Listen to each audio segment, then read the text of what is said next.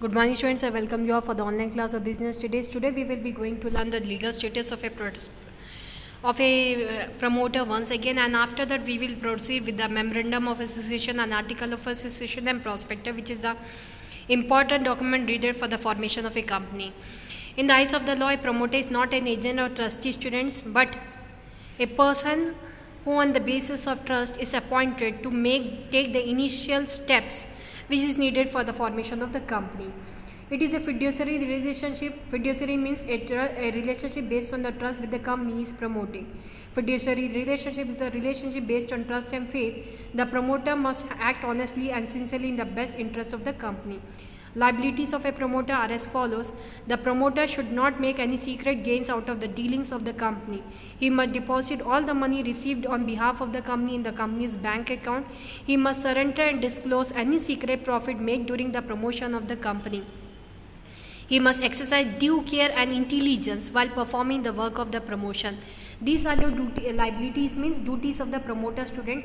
He should make every secret gains, means at the time of initial steps laid down, if any gain is made by the promoter, then he must make that gain to be known to the company. He must deposit that gains in the company, because it is not his money, it is the money earned by the company. He must deposit all the money received on behalf of the company in the company's bank account and surrender and disclose any secret profit. Means he must not make any secret profit to be his. He must make that profit to be of the company. He must exercise due care and diligence by performing the work of the promotion. He is personally liable for preliminary contracts till these are approved by the company. He has to pay compensation to the person who invested money in the company by relying on untrue statements given by the promoter. Important document used in the formation of a company, student. What are the important documents which is the formation of company?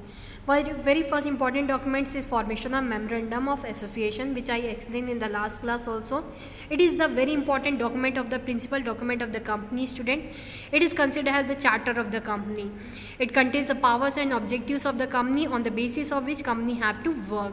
It also describes the scope of operation, means up to what time of period large scale or the small scale operation is to be done by the company. It can be altered only according to the provision made in the Companies Act regarding its alterations. Memorandum of association provides information to outsiders such as creditors, suppliers, etc. to know the limitations and scope of a company's dealings. It is also known as the doctrine of outdoor management, student, because whatever management we are doing in the company, it can be helpful when we are made the memorandum of association, and in that I explain you various contents are there.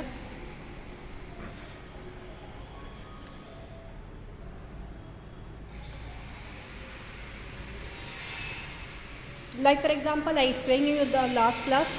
The contents of memorandum of association are the name clause. This clause contains the complete name of the company.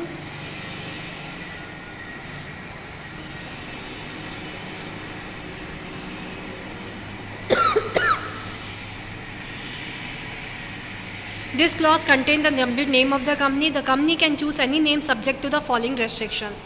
The name of the company must end with the word limited in case of public limited company and with the word private limited in case of private limited company. The name should be unique.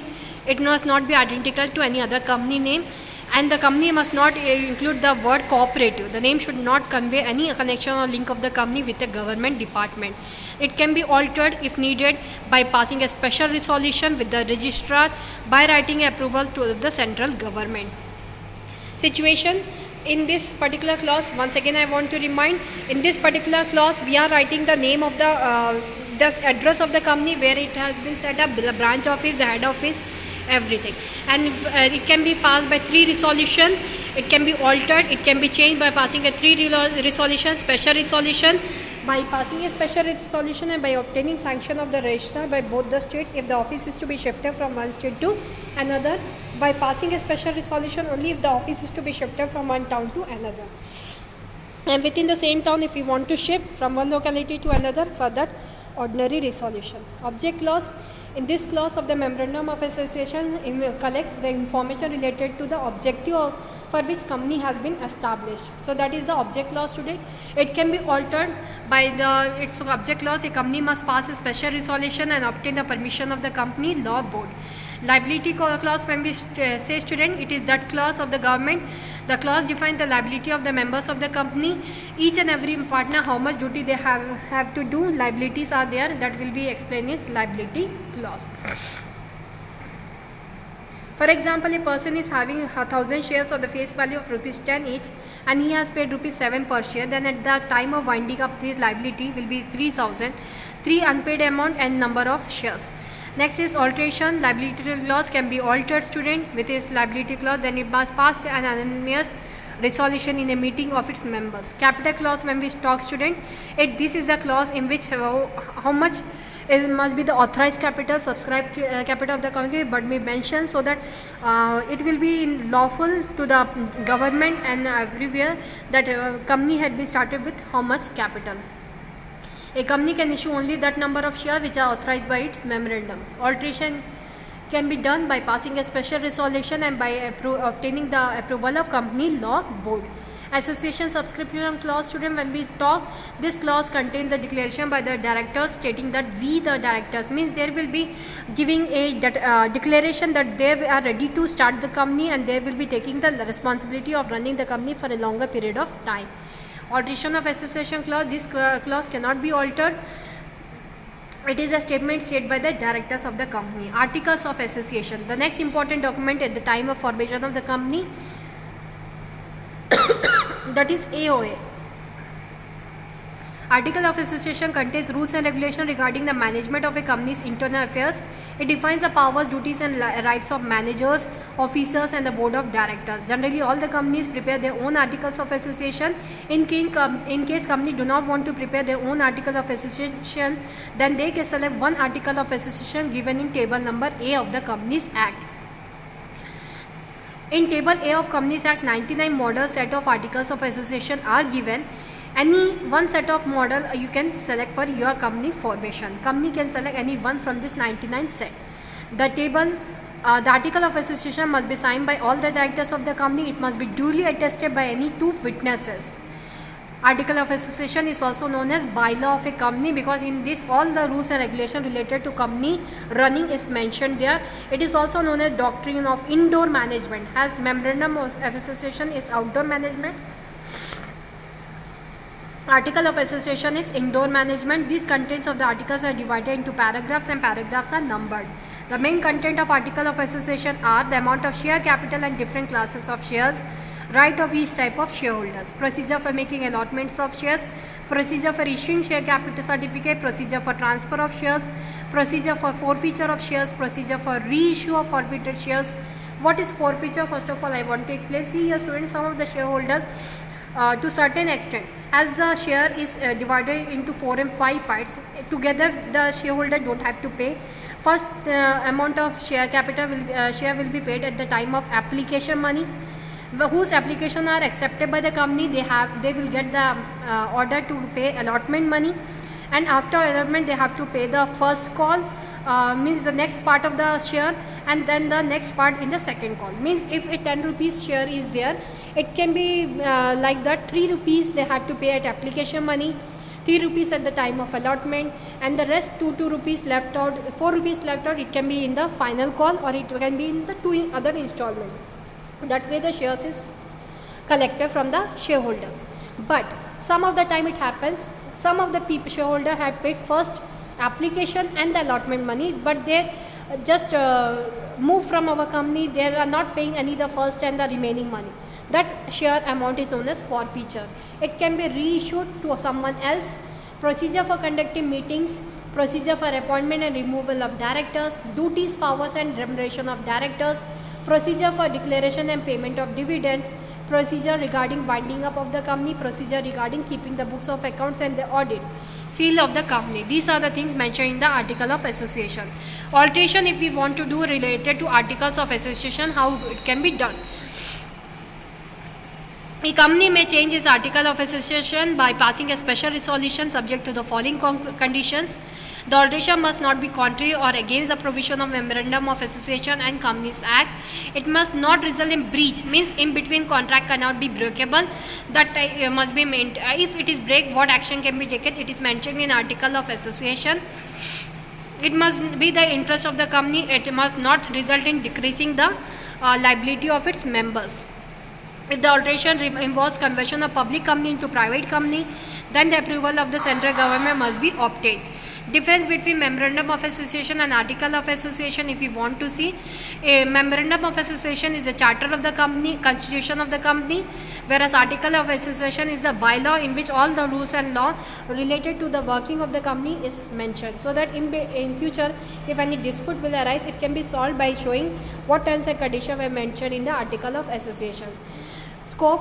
Article of Memorandum of Association, it defines the objects and powers of the company. Article of Association, it contains rules and regulations for carrying out day-to-day activities. Status. It is a fundamental document of a company. It supersedes the Article of Association, because in this Memorandum of Association, very important thing is mentioned and it is submitted to the registrar. Whereas Article of Association, it is a supplementary document of a company. Legal effects. When we talk, student, Memorandum of Association act done beyond the scope of memorandum are void. Acts done beyond the articles can be ratified by the shareholders. Compulsion. The preparation and filing of Memorandum of Association is compulsory, whereas preparation of Article of Association is not necessary.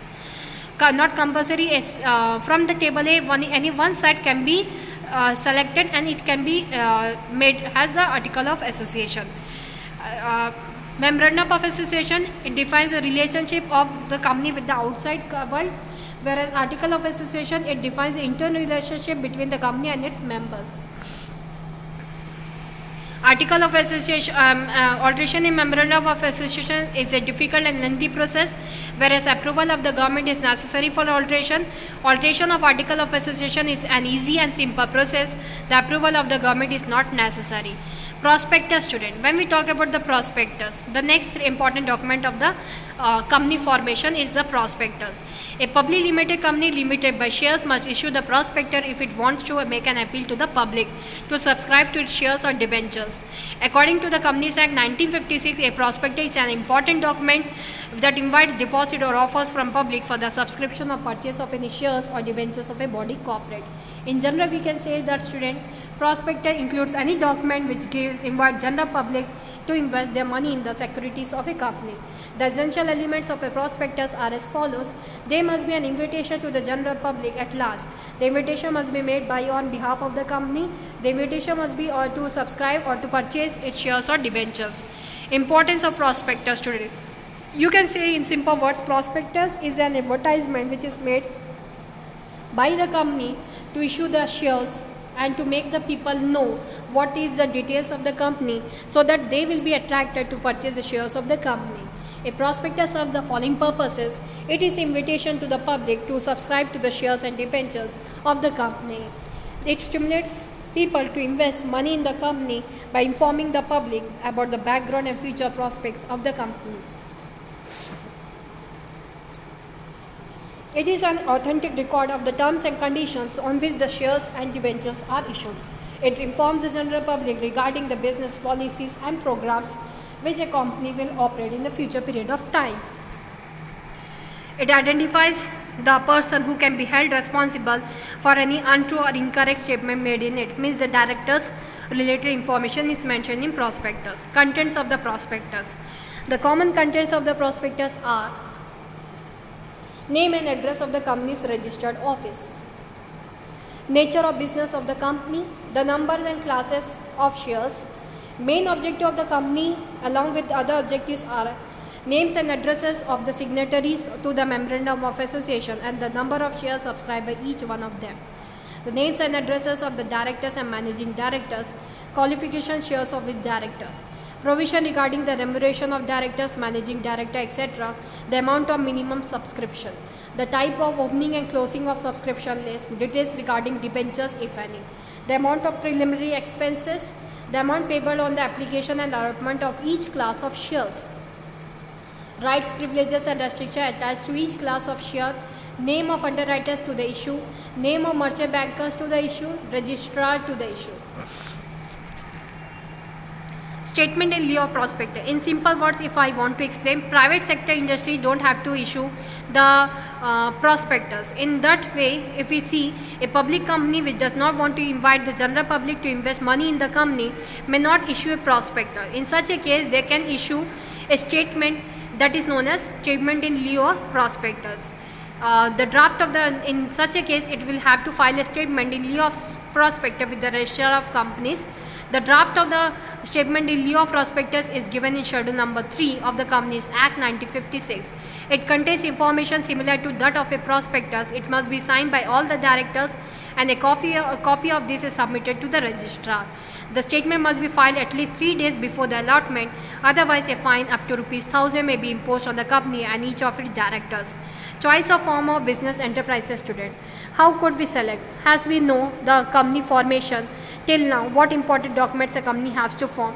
Now we can, a decision is there which, like sole proprietor, joint sector company, if we have learned so many companies, how we can select a good form of business enterprise for our business.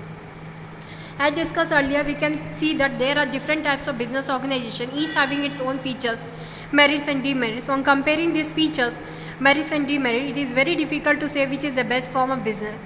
Each form is suitable for a different business venture. The selection of the suitable form of business organization is generally made keeping in mind the following factors. Very first is nature of business. If we want to, the type of business activity is the most important factor for selecting the form of business. Okay, like if we want to do trading business, then sole proprietor business can be good, then a partnership business can be good as we are buying and selling the goods. If we want to do manufacturing business, then company formation will be good, joint Hindu family business will be good, but for that condition applied. If the business require personal attention and direct contact, then sole proprietorship and partnership is preferred. The firm involving rendering services, cooperative societies can be done. Firms requiring heavy investment, company form can be done. For example, tailoring shop, beauty parlor, small retailer can have sole proprietorship. Professional like CA, lawyer, etc. prefer partnership. Departmental stores include company. Capital consideration. Another important factor which helps in deciding the form of business is capital. If the capital is less, we can have sole proprietorship, partnership. But when we are having large capital, we can have company form of organization. Degree of control. If the businessman desires complete and independent control over the business, then he has to prefer sole proprietorship firm. If the businessman don't mind to share the control over the business, they can have partnership and company.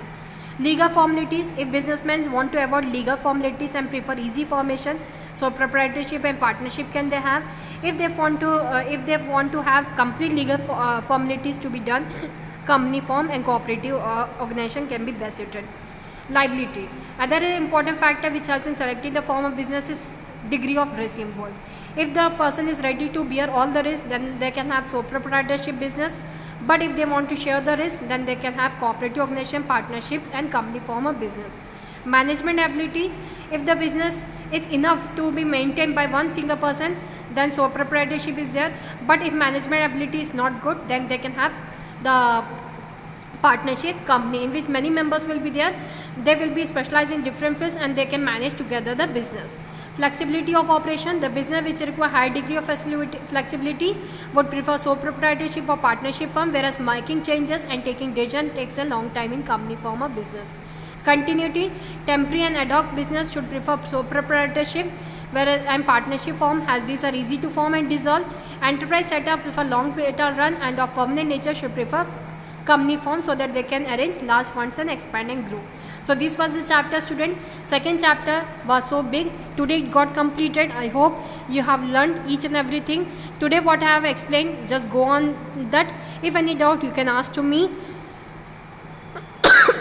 Next class I will be starting the new chapter. Thank you for today's class. Have a nice day.